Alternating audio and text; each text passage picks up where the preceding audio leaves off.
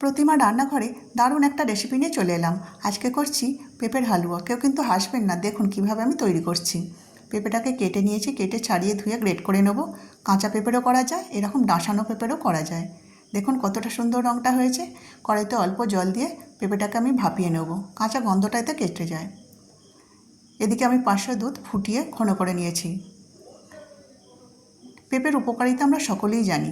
এইভাবে একবার হালুয়া করে খাবেন, দেখবেন কতটা লাগে টেস্টি খেতে। চেপে চেপে জলটা বার করে দিলাম। কড়াইতে এবার ঘি দিয়ে দেবো, 2টো এলাচও দিয়ে দেবো। পেঁপেটাকে ভালো করে আমি এবার ভেজে নেব যতক্ষণ না জলটা শুকিয়ে যাচ্ছে। এবার দুধটা দিয়ে দেবো, পরিমাণ মতোই দুধ দেবো, অতিরিক্ত দুধ দেওয়ার কোনো প্রয়োজন নেই। 5 চামচ চিনি দিয়ে দিলাম। এবার কাজু কিশমিশ দেবো আর পাউডার দুধটা অবশ্যই দেবেন, তবেই দেখবেন এর টেস্টটা দ্বিগুণ হচ্ছে। ফুটতে ফুটতে যখন এই অবস্থায় আসবে, জানবেন হালুয়া রেডি হয়ে গেছে। একদম কম সময়ের মধ্যেই তৈরি হয়ে যায় পেঁপের হালুয়া, আর খেতেও কিন্তু খুব সুস্বাদু লাগে। গরম গরমও খাওয়া যায়, আবার ঠান্ডাও খাওয়া যায়। আমি তো বলবো ফ্রিজে রেখে ঠান্ডা করে খান অবশ্যই, তবেই কিন্তু ভালো লাগবে। ওপর থেকে কাজু কিশমিশ ছাড়িয়ে সাজিয়ে দিলাম।